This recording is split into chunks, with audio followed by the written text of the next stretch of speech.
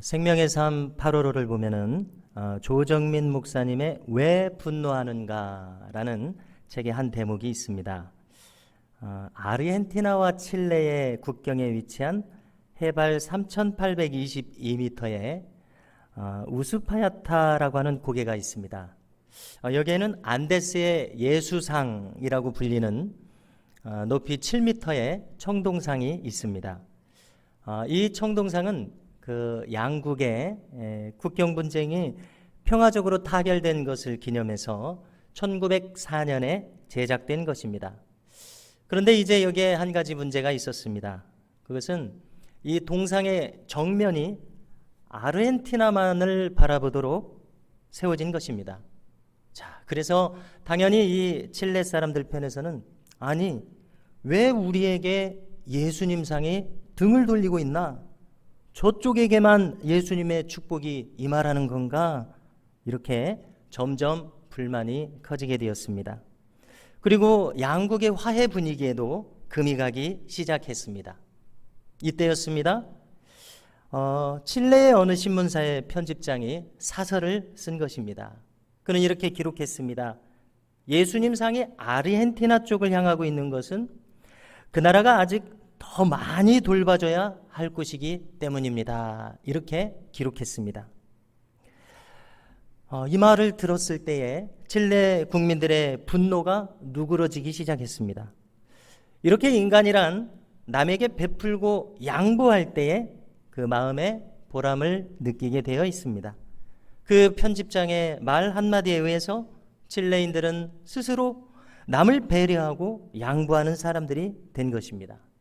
여러분, 보통 우리는 무엇인가를 움켜쥐기가 쉽습니다. 인간이라면 내 것을 우선 챙기려는 마음이 있기 때문입니다. 그런데 만일 우리가 그리스도의 마음을 따라서 남을 이롭게 하는 순간 우리의 영혼이 더욱 자유로워지는 것을 우리는 느끼게 됩니다. 여러분, 오늘 본문에는 에바브로디도라는 인물이 나옵니다. 바울은 오늘 성경에서 그를 대단히 높게 평가하는 것을 우리가 읽었습니다. 우리 이 성경의 내용에서 자기를 돌보기에 앞서서 서로 상대방을 위해 주는 참으로 고귀한 이야기가 펼쳐지고 있습니다. 어떻습니까? 우리는 어렴풋이 초대교회를 이상적인 교회로 생각하고 있습니다. 그리고 오늘날의 우리 교회가 그 초대교회를 따르게 될 때 오늘날 우리 교회도 참된 교회가 되고 부흥하게 될 것이다. 우리는 이렇게 생각하지 않습니까? 그러면은 초대교회에 무엇이 그렇게 이상적이겠습니까? 그것은 바로 초대교회의 사람들이 이상적인 신자상을 보인다는 의미입니다. 여러분, 우리가 초대교회처럼 정말 복되고 참되고 은혜로운 교회가 되고 싶지 않습니까? 그러면 어떻게 해야 됩니까? 바로 우리가 초대교회 사람들처럼 살아갈 수 있게 되면 됩니다. 여기 그 대표적인 인물들로서 에바브로디도와 바울이 소개되고 있습니다. 여러분, 오늘 우리가 설교 말씀을 나누면서 이분들의 면면을 담고 싶어지게 되는 그런 자극을 받을 수 있기를 바랍니다. 그러면 왜 이 에바브로디도가 지금 바울과 함께 있는지 그것을 먼저 살펴보겠습니다. 우리가 이제 성경을 좀 거슬러 올라가서 사도행전 마지막 장인 28장을 보게 되면요, 이제 그 내용은 바울이 죄수의 신분으로 로마에 온 것으로 끝나고 있습니다. 여기서 바울은 가택연금을 당합니다. 가택연금이라고 해서 좀 완화되기는 했지만 그래도 여전히 감옥살이를 하게 되는 것입니다. 그런데 감옥살이에도 불구하고 바울은 이태 동안, 즉 2년 동안 마음껏 복음을 전하고 있다고 기록해 줍니다. 특별히 우리는 이 바울의 전도 사역을 통해서 알 수 있는 중요한 몇 가지가 있습니다. 그 중에 한 가지는 이제 로마 황제를 보피하는 친위대 병사들, 그들은 나중에 이제 로마의 정치가들이 될 것입니다. 지도자들이 될 것입니다. 그 사람들이 이제 교대로 바울을 감시한 것입니다. 그 사람들에게 복음을 전했습니다. 과연 몇백 년이 지났을 때 로마의 상류층들, 지도층들이 복음을 받아들인 것을 우리는 보게 되죠. 그 뿌렸던 씨앗이라고 생각합니다. 그리고 유대인들이고 로마인들이고 많은 이들을 접견하면서 복음을 전합니다. 이렇게 주어진 상황 속에서 바울은 힘써서 복음을 전하고 있습니다. 자, 그러나 바울은 여전히 죄수의 신분입니다. 그는 넉넉한 물질을 가지고 있는 것도 아닙니다. 이러한 상황이 오늘날의 터키와 그리스에 있는 이전에 바울이 복음을 전했었던 섬겼던 교회들에까지 소식이 흘러갔습니다. 그 교회들은 어떤 교회들입니까? 에베소니, 안디옥이니, 고린도니, 또는 데살로니가니, 빌립보니 하는 교회들입니다. 자, 그렇게 많은 교회들에서 바울의 소식을 들었지만 그 중에서 유독 이 빌립보 교회가 물질을 거두고 바울을 후원하겠다고 나서게 된 것입니다. 자, 우리 빌립보 교회에는 유명한 전도의 일화들이 있습니다. 그 중에서 두 가지가 떠오릅니다. 이제 마게도냐 성에서 꿈속에서 환상 가운데서 바울을 손짓으로 부르지 않았습니까? 그래서 소아시아에서 전도하다가 뜻을 못 이루고 이제 드디어 유럽으로 건너가게 되는 바울의 모습이 있지 않습니까? 거기 보면은 두아디라 성의 자주옷감 장사였던 루디아가 최초로 유럽의 신자가 되었고 빌립보 교회의 신자가 되었던 적이 있습니다. 그리고 또 바울이 이 빌립보 성에서 복음을 본격적으로 전했을 때 귀신 들린 여종 하나가 귀찮게 따라다닙니다. 그래서 바울이 예수님의 이름으로 그 귀신을 쫓아냈습니다. 그랬더니 그 여종을 소유한, 그래서 이득을 얻고 있었던 그 주인들에게 난리가 났습니다. 그래서 바울을 잡아들이게 되고 바울과 실라를 빌립보 감옥에 가뒀었습니다. 자, 옥터가 흔들리고 그 밤중에 지진이 일어나서 어떻게 됐습니까? 그 간수가 혼비백산한 가운데 드디어 간수의 온 가솔들을 전도하게 되는 놀라운 기적과 같은 전도의 역사가 있지 않았습니까? 바로 이런 교회가 빌립보 교회입니다. 얼마나 바울이 애착을 가지고 있고 사랑하는 교회였겠습니까? 그런데 고맙게도 이 교회에서 바울의 이 감옥살이를 후원해 주겠다고, 정확하게 말하면 바울의 선교 사역이죠. 이것을 후원하겠다고 나서게 된 것입니다. 그리고 직접 몸소 이 일을 행하고자 떠나온 사람이 바로 오늘 나오는 에바브로디도였습니다. 여러분 한번 생각해 보십시오. 우리가 일상생활을 하면서 각자의 형편에 따라서 얼마나 분주하고 할 일이 많습니까? 그러나 여기 에바브로디도는 모든 것을 제치고 지금 바울을 돕기 위해서 달려온 모습입니다. 자, 어찌 이 일이 쉽겠습니까? 이것은 자신의 모든 것을 여기에 바칠 때에 가능한 일입니다. 어떻게 에바브로디도가 이런 마음을 갖게 되었을까요? 그것은 바로 이 인물이 하나님으로부터 큰 은혜를 입었기 때문이라고 우리는 얼마든지 옳게 상상할 수 있습니다. 자, 그저 막연하게 한번 상상을 해봤습니다. 이 에바브로디도는 어떤 인물이었을까요? 어쩌면 루디아의 아들이었을는지도 모릅니다. 알 수 없습니다. 그리고 또 어쩌면 이 간수의 가솔들 중 하나이거나 아들이었을는지도 모르겠습니다. 원래 이 에바브로디도라는 이름의 뜻은 아프로디테에게 바쳐진 사람이라는 뜻입니다. 이 빌립보 지역에서 우상을 그렇게 많이 섬기는 이 지역에서 어쩌면 아프로디테, 오늘날의 로마식으로 말하면 비너스라고 하는 이 여신이 이 지역을 주도하는 신이었을지도 모릅니다. 그래서 잘 먹고 잘 사는 아들이 되라고 에바브로디도라고 아프로디테에게 바쳐진 인물이라는 뜻을 줘서 부여해서 이 아들을 길렀던 모양입니다. 그러면 이렇게 살아왔던 사람이 이렇게 전적으로 복음으로 새로워져서 이렇게 복음에 헌신하는 사람이 어떻게 될 수 있었겠습니까? 그것은 오직 하나님의 은혜에 의해서 이렇게 되었다고 믿습니다. 참으로 특별한 은혜가 아닐 수 없습니다. 제가 10여 년 전에는 일산의 삼위교회라고 하는 곳에 있었습니다. 제가 그곳에서 이제 섬기는 중에 한 권사님이 지나간 일화를 저에게 들려줍니다. 그 중에 한 일화는 이미 작고하신 어떤 남집사님의 이야기였습니다. 그분은 눈이 오나 비가 오나 항상 교회 마당을 쓸던 분이었다고 전해주십니다. 그래서 한 번은 이 권사님이 이분에게 다가가서 이렇게 말씀을 건넸다고 합니다. 집사님, 어쩌면 이렇게 쉬지 않고 밤이나 낮이나 겨울이나 여름이나 이렇게 교회 마당을 쓰실 수가 있으세요? 정말 큰 은혜를 받으셨는가 봐요. 천국에서 상급이 크실 거라고 믿어져요. 이렇게 말을 했답니다. 그랬더니 이분이 말씀하시기를, 권사님 그런 말씀 하시는 거 아니에요. 이렇게 말했다고 합니다. 여러분, 이것이 무슨 뜻이겠습니까? 당연히 해야 할 일을 하는 것뿐인데 뭐 그렇게 대단하게 말하세요? 이런 뜻 아니겠습니까? 내가 상 받자고 하는 일이 아니라 하나님께서 주신 은혜가 너무나 감사해서 그냥 이렇게 하고 있는데 뭘 그렇게 대단하게 말하세요? 이런 뜻으로 저에게는 들렸습니다. 여러분, 이것이 바로 진정으로 은혜 받은 사람의 마음이라고 생각합니다. 그분은 이렇게 생각했을 것입니다. 어찌 헌신이라는 거창한 이름으로 하나님을 향한 나의 마음을 그렇게 부를 수 있는가?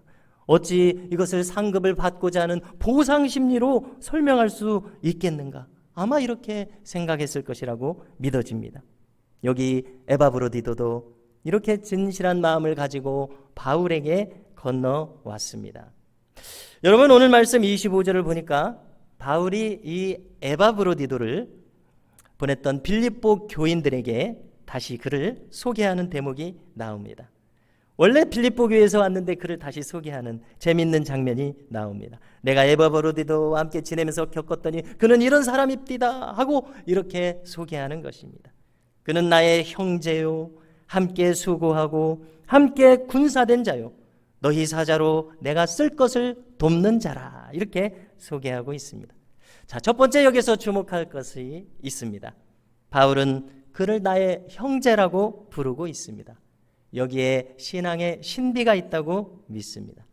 여러분, 우리가 예수님을 믿고 구원 백성이 되면 한 피 받아 한 몸 이룬 형제가 되는 줄로 믿습니다. 우리가 한 몸을 이룬 자매가 되는 줄로 믿습니다. 이사야서 40장 4절을 보십시오. 골짜기마다 도두어지며 산마다 언덕마다 낮아지며 고르지 아니한 곳이 평탄하게 되며 험한 곳이 평지가 될 것이요 말씀합니다. 하나님의 은혜가 임했을 때 교회는 어떤 곳입니까? 지위가 높은 사람은 겸손해져서 낮아지는 곳이요, 세상에서 낮은 사람은 존귀해져서 높아지는 곳이 바로 교회입니다. 여러분, 교회는 이처럼 하나님 앞에서 모든 사람들의 영혼들이 평등하게 서 있는 곳이 교회인 것을 기억하십시오. 우리는 이것을 잊지 말아야 합니다. 우리가 사회에서 지위가 높고 낮은 것이 어찌 그렇게 쉽게 없어질 수 있겠습니까? 그러나 기억하십시오. 만약에 우리가 교회에서 형제됨의 의식보다 세상적인 주의가 더 크게 생각된다면 그것은 결코 건강한 신앙이 아닌 것을 명심하시기 바랍니다. 청소년 사역자 중에 강은도 목사님이라는 분이 있습니다. 저와 연령이 같은 분입니다. 방송인 주영훈 씨가 진행하는 새롭게 하소서라는 프로그램이 있지 않습니까? 거기서 간증하는 것을 제가 들었는데요. 재밌는 일화가 하나 있습니다. 이분의 할아버지는 당대에 예수님을 믿은 분으로서 이 강은도 목사님만큼 유머러스하고 재밌는 분이라고 소개를 합니다. 이분은 이제 순수한 예수님을 처음 이제 자기 가족들 중에서 처음 예수님을 믿고서 순수한 신앙을 가지신 모습을 보여주셨는데요. 그분이 이제 기도하실 때 하나님 아버지 하고 이렇게 하나님을 다정하게 부르면서 곧잘 기도하셨다고 합니다. 그래서 소년 시절에 이 강은도 목사님도 하나님 아버지 하고 이렇게 기도하곤 했다고 합니다. 자, 그런데 이렇게 지내다가 한 가지 궁금한 점이 생겼습니다. 그래서 이 목사님이, 소년 강은도 목사님이 할아버지에게 물었다는 것입니다.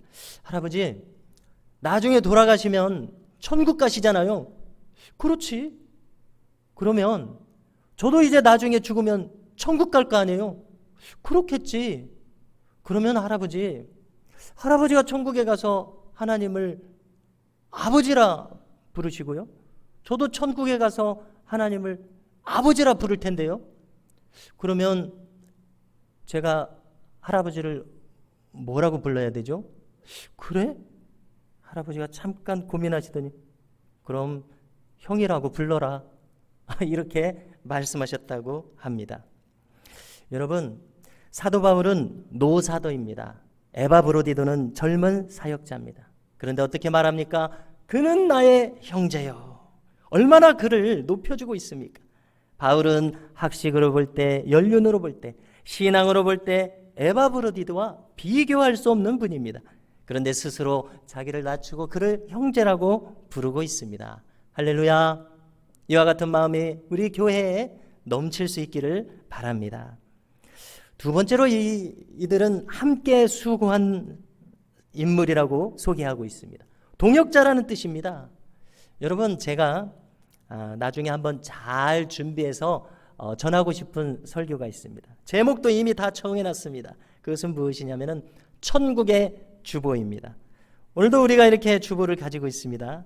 자, 그러면 이 주보에는 담임 목사 김종식 해서 특별히 담임 목사의 이름이 빛나고 있습니다.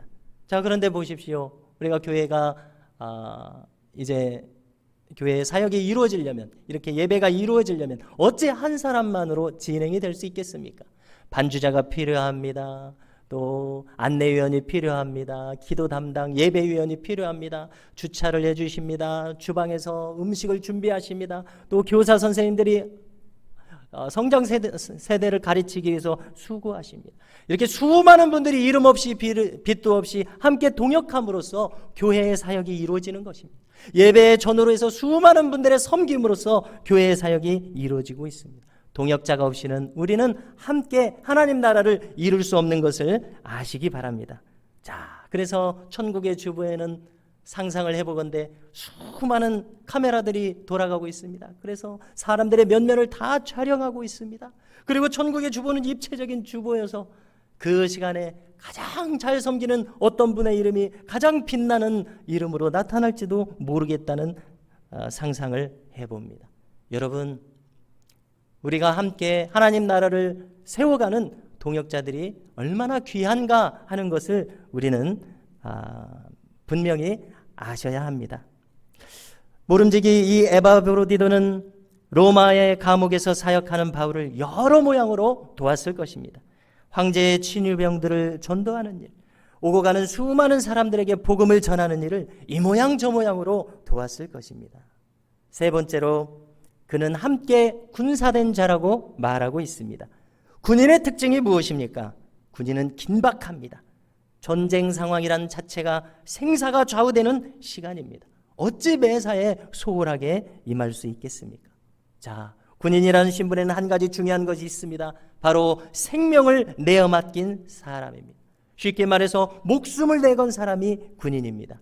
이 말은 무엇을 의미합니까? 바울과 에바브로디도 이 두 사람이 복음을 위해서, 복음이라는 목표를 위해서 생사를 같이 했다는 말입니다. 얼마나 서로를 의지하면서 얼마나 강한 동료애로 이 두 사람이 함께 사역했을지 충분히 짐작할 수 있습니다. 자, 네 번째로 에바브로디도는 바울이 쓸 것을 돕는 자였습니다. 자, 우리가 가족끼리 하루 여행을 가도 얼마나 많은 것이 필요합니까?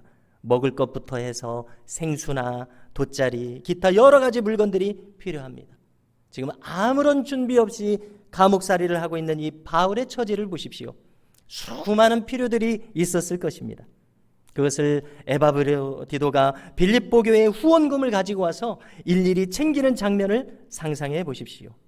잘 먹을 수 있도록 사식을 넣어주고 춥지 않도록 이불을 챙겨주며 여러 가지 생필품을 조달해 주었을 것입니다. 어떻습니까? 이것은 사명이 없이는 감당할 수 있는 일이 아닙니다. 그야말로 깊은 사랑과 존경이 없이는 감당할 수가 없습니다. 가족도 아니지 않습니까? 배우자도 아니지 않습니까? 이와 같은 마음이 다 어디서 왔습니까? 그것은 바로 그리스도의 사랑으로부터 연결된 것이라고 밖에는 설명할 길이 없습니다. 어쩌면 빌립보 교인들이 지금 이렇게 에바브로디도를 소개하는 이 빌립보 서신을 받게 되면 아마 깜짝 놀랄 것 같습니다. 자신들을 대표해서 대신해서 갔던 이 에바브로디도가 훌륭한 인물인 줄은 알았지만 이렇게까지 훌륭한 신앙인격을 가졌는지는 어쩌면 그들은 평소에 전혀 몰랐을 것입니다. 왜 그렇습니까? 어떤 사람의 진가라고 하는 것은 평소에 드러나는 것이 아니라 위기시에 드러나기 때문입니다. 그런데 여러분, 여기서 한 가지 지금 심각한 문제가 생깁니다. 26절에서 알려주는 것처럼 이렇게 잘 섬겼던 에바브로디도 자신이 질병에 걸리게 되었습니다. 학자들은 이것이 아마 풍토병일 것이라고 설명합니다. 일리가 있습니다. 저 유럽 사람들이 남아메리카를 정복할 때에 수많은 원주민들이 감염병에 걸려서 죽었다고 하지 않습니까? 유럽 사람들이 가지고 있던 그들 고유의 풍토병이 이 남미에 전파되는 바람에 그것에 대한 아무런 면역 체계도 없이 무방비였던 남미 원주민들이 속수무책으로 죽었다고 전하지 않습니까? 요즘 코로나 바이러스 감염병도 비슷한 것입니다. 인간의 몸속에 그 바이러스에 대한 면역 체계가 형성되어 있지 않기 때문에 우리가 걸리게 되면 속수무책으로 감염될 수밖에 없습니다. 게다가 어떤 경우에는 면역 과잉이라는 것이 있다고 합니다. 그러면 정상세포까지도 공격하는 사이토카인 폭풍 증상이라는 것이 나타나서 건장한 젊은이라도 즉시 사망에 이를 수도 있다고 전하지 않습니까? 그렇습니다. 만일 이것이 풍토병이라면 에바브로디도가 아무리 젊고 건장하다 하더라도 그리스에서 로마로 건너온지라 이 같은 풍토병에 걸린다면 속수무책이었을 것 같습니다. 26절에 보니까 그것이 얼마나 심각했는지 설명합니다. 그가 병들어 죽게 되었으나 하나님이 그를 긍휼히 여기셨고 그뿐 아니라 또 나를 긍휼히 여기사 내 근심 위에 근심을 면하게 하셨느니라 말씀합니다. 무슨 뜻입니까? 에바브로디도가 죽게 될 정도로 그 병증이 심각했다는 것을 말해줍니다. 그러나 그를 생각하는 바울이 그를 위해서 간절히 기도했고 다행히 하나님께서 그를 긍휼히 여겨주셔서 낫게 되었다는 말씀입니다. 여러분, 우리는 오늘 이 성경에서 바울과 에바브로디도 그리고 빌립보 교인들 사이에 서로를 깊이 염려해 주는 모습을 보게 됩니다. 빌립보 교인들은 에바브로디도가 병들었다는 소식을 듣게 돼서 근심했습니다. 에바브로디도는 자신이 이렇게 병든 것을 그리고 심지어 죽을 뻔한 것을 빌립보 사람들이 알게 되었다고 하니 그도 근심하게 되었습니다. 바울은 어떻습니까? 자기를 돕겠다고 온 이 사람이 그만 자기를 돕다가 풍토병에 걸려서 죽게 되었으니 얼마나 미안하고 근심이 되었겠습니까? 그런데 감사하게도 27절처럼 하나님께서 그들을 긍휼히 여기사 에바브로디도의 병을 고쳐주신 고로 내 근심 위에 근심을 면하게 하셨다고 사도 바울은 말합니다. 그래서 이제 28절처럼 바울은 에바브로디도의 병이 낫게 된 이 기쁜 소식을 빌립보 교회에 알리기 위해서 그를 급히 보낸다고 기록합니다. 왜 이렇게 급히 보내야 합니까? 그 시절에는 당연히 핸드폰이 없습니다. 전화가 없습니다. 저 멀리 떨어진 빌립보 교회에 성도들이 근심하는 것을 그는 덜어주고 싶은 것입니다. 이렇게 여기 이 빌립보서 2장 말미에 서로를 염려해주고 위해주는 성도들의 마음이 잘 나타나 있습니다. 이렇게 급히 에바브로디도를 보내면서 바울은 여기에 중요한 한마디를 덧붙입니다. 여러분, 이와 같은 자들을 존귀히 여기십시오. 이렇게 덧붙입니다. 여러분, 우리는 참으로 귀한 신앙의 인물들을 잘 알아볼 줄 알아야 합니다. 그래도 나도 그렇게 귀한 신앙의 인물이 되고자 하는 소망을 우리는 품어야 됩니다. 바울이 지금 특별히 에바브로디도에게 감명받으면서 미안하게 생각한 것은 무엇입니까? 30절에서 말하고 있습니다. 30절에서처럼 자기를 섬기는 일을 하다가 죽게 생겼는데도 자신을 돌보지 않았다고 기록합니다. 복음을 전하다가 죽는다면 순교라고 부를 것인데 이렇게 바울 자신 자기를 섬기다가 병에 걸려 죽게 되었으니 얼마나 바울 개인으로서 미안했겠습니까? 그리고 우리는 무엇을 생각할 수 있습니까?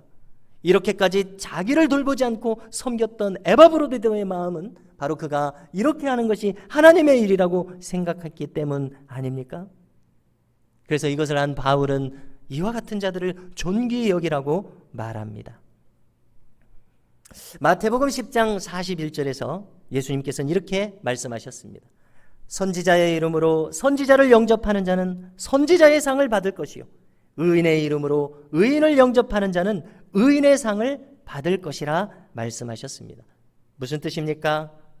에바브로디도와 같은 사람이 귀한 줄을 알아본다면 그 자신도 에바브로디드와 똑같은 마음을 가진 사람일 것이라는 말씀입니다. 여러분, 오늘 바울은 하나님께서 자기의 근심 위에 근심을 면해 주셨다고 감사하고 있습니다. 바울의 근심 위에 근심은 무엇입니까? 그것은 빌립보 교인들의 에바브로디도를 두고 근심하는 것을 근심하는 바울의 근심입니다. 진실로 거듭난 그리스도인들은 어떤 사람들입니까? 남이 근심할까 봐 그 근심을 근심하는 사람들입니다. 여러분, 오늘날 우리가 살아가는 이 현대사회의 문제가 무엇입니까? 우리들이 자기만을 생각하는 이기주의에 빠져서 살아가기 때문이라고 생각하지 않으십니까? 우리가 이와 같이 극도로 이기주의가 팽배한 이 사회 속에서 우리가 구원받을 수 있는 길은 무엇입니까? 그것은 오직 남을 염려하는 그리스도의 마음을 가지는 것 외에는 다른 길은 없습니다. 주님께서는 십자가를 지셨을 때 이렇게 말씀하지 않으셨습니까? 누가복음 23장 34절입니다. 아버지, 저들을 사하여 주옵소서. 자기들이 하는 것을 알지 못함이니이다. 여러분, 우리가 이제 앞으로 일주일을 살아가면서 바로 이 그리스도의 마음으로 살아감으로 우리의 마음을 타인에게 나누어 줄 수 있는 은혜가 우리에게 있기를 간절히 소망합니다. 기도하시겠습니다. 주님, 저희들은 어리석게도 자신만을 생각하는 유아적인 이기주의에 빠지기 쉽습니다. 그것이 가정을 어렵게 하고 사회를 어렵게 하며 교회를 어렵게 합니다. 오직 자신을 해하는 이들까지 염려하셨던 그리스도의 마음만이 나 자신과 이웃을 고칠 수 있음을 깨달았사오니 저희들이 처한 곳에서 이 그리스도의 마음으로 살아가게 하여 주옵소서. 예수님의 이름으로 기도드리옵나이다. 아멘.